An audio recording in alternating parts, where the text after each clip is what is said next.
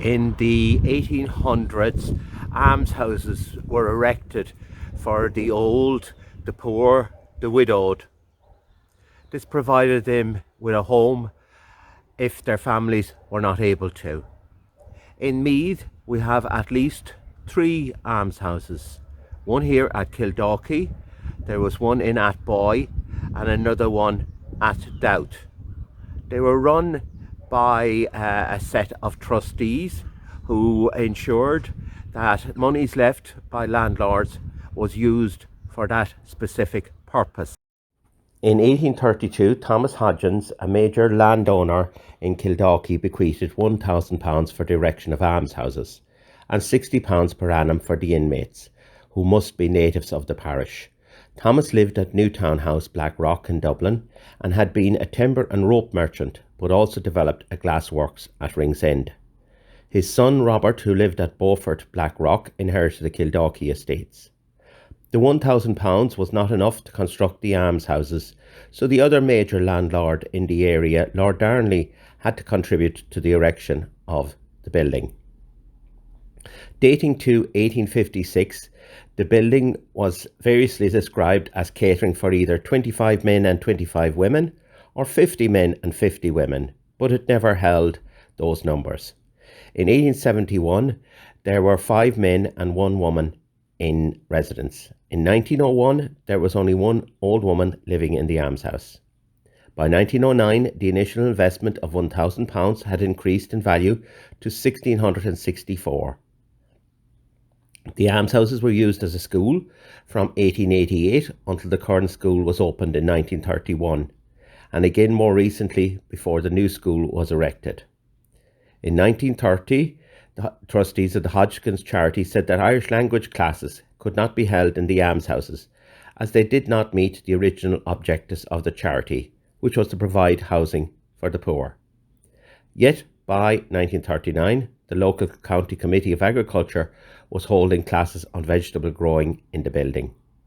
In 1950, the trustees transferred the hall to the local diocese and into the control of the local parish. This photograph comes from Olive Falsey's book, Kildalkey, A Parish History.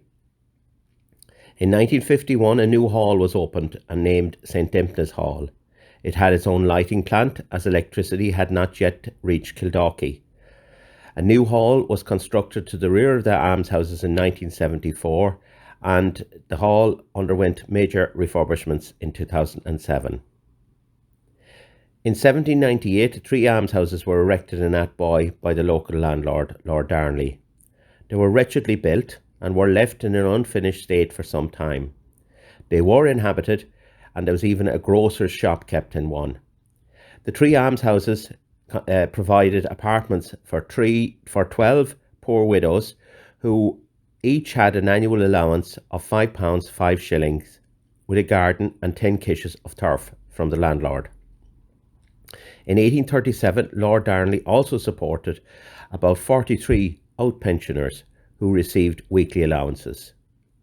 In 1843, the 3 houses were rebuilt. In 1901, there were 12 widows living in them.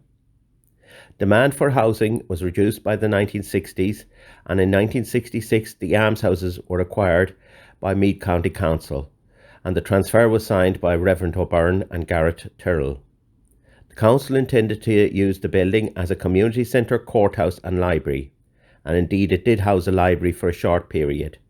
But in 1969 the council sold the buildings to Mrs. McElhenney, who developed a ladies' fashion shop.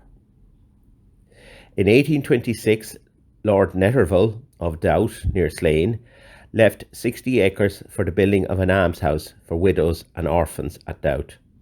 Lord Netterville's wishes were that the inmates should live in peace and good feeling with each other, and that they must be clean, tidy and perfectly sober. It was not until 1877 that the magnificent Gothic red brick structure was built. In 1901, there were 15 women living in the almshouse. The institution closed in the early 1960s, and Netterville was the base for the archaeological investigations for Newgrange in the latter part of that decade. Today it is a private property.